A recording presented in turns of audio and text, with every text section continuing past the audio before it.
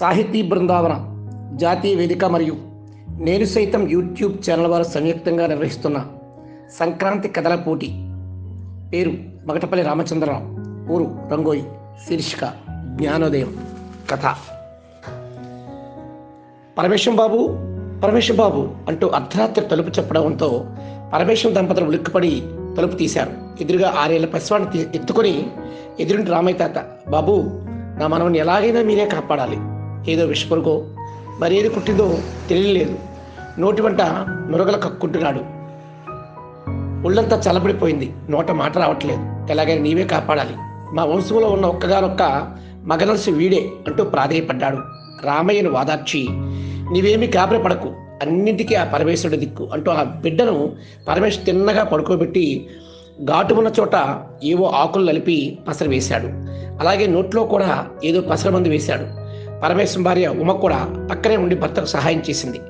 రాత్రి 2-3 గంటల మధ్య బిడ్డకు స్పృహ వచ్చేసరికి, నిజంగా నువ్వు సాక్షాత్ పరమేశ్వరుడివే అంటూ 2 చేతులు పైకెత్తి మొక్కాడు తాత.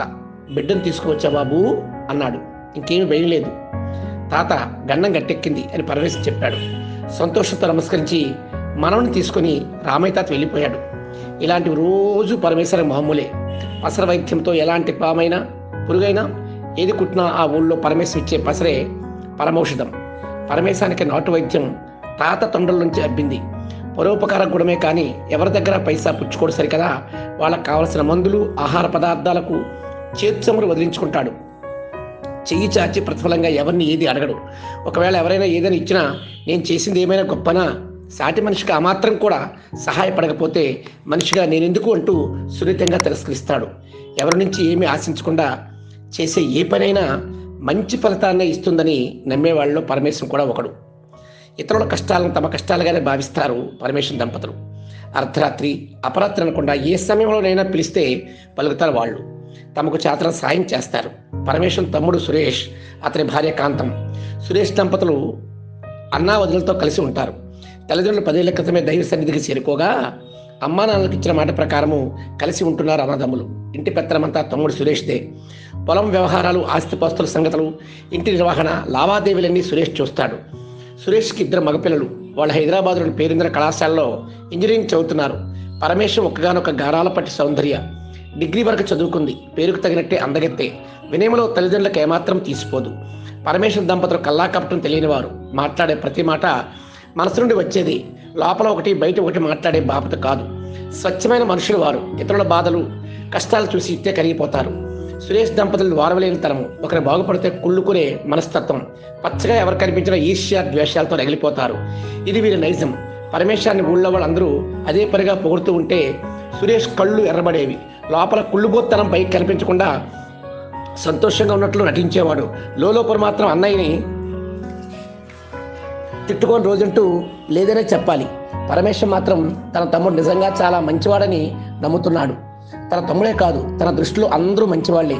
పరమేశ్వరం ఎదుటివారిని చూసే విధానమే అలాంటిది.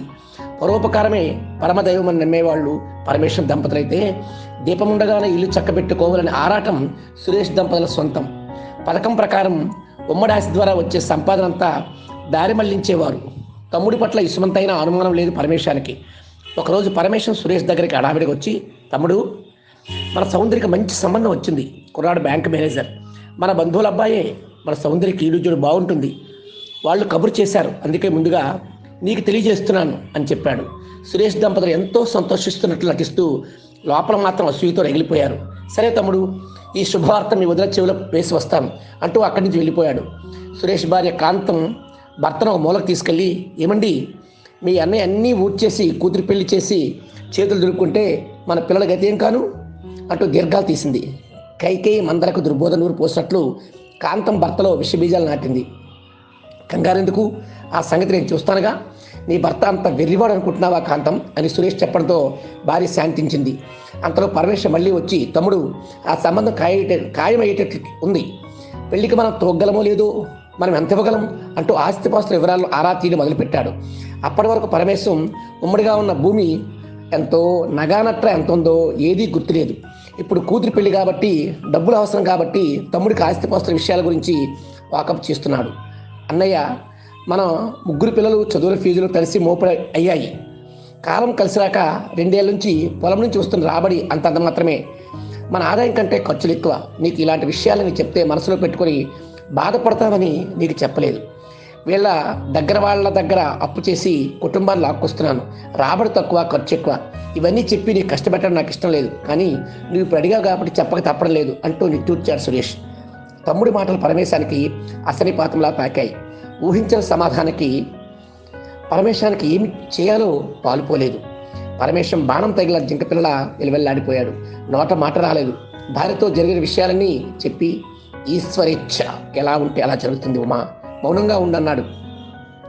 సురేష్ దగ్గరికి వెళ్ళి, తమ్ముడు, మీ వదినకు వాళ్ళు పుట్టింటి వాళ్ళు పసుపు కుంకాల కింద ఇచ్చిన ఎకరం పొలం అమ్మేద్దాం అనుకుంటున్నాను, బేరం చూడు అన్నాడు పరమేశం. సురేష్ ఏం మాట్లాడలేదు. మంచి సంబంధం, దాని మెడలో 3 ముళ్ళు పడ్డాక కలో గంజ తాగి మీ వదిన నేను జీవితాన్ని కానిచ్చేస్తాం. కూతురి పెళ్లి ఉన్నంతలో చేశాడు పరమేశం. మేము చెయ్యి వేసి ఆదుకోలేకపోయాం అన్నయ్య అంటూ సురేష్ మొసలి కన్నీరు కార్చాడు. కూతురి అంపకాలు జరిగిపోయాయి. తన పథకం ఫలించినందుకు సురేష్ దంపతుల ఆనందానికి అవధులు లేవు. ఒకరోజు సురేష్, అన్నయ్య, పిల్లల చదువులు పూర్తయి ఉద్యోగాల్లో స్థిరపడ్డారు. వాళ్ళ దగ్గరకు హైదరాబాద్ వెళ్ళిపోతున్నాం. నిన్ను వదిలిన మాతో పాటు తీసుకువెళ్ళాలని ఉంది, కానీ అక్కడ ఇల్లు చిన్నదట. పెద్ద ఇల్లు చూసి మీకు కూడా తీసుకుపోతామంటూ లేని ప్రేమను అనకబోస్తూ అన్నాడు.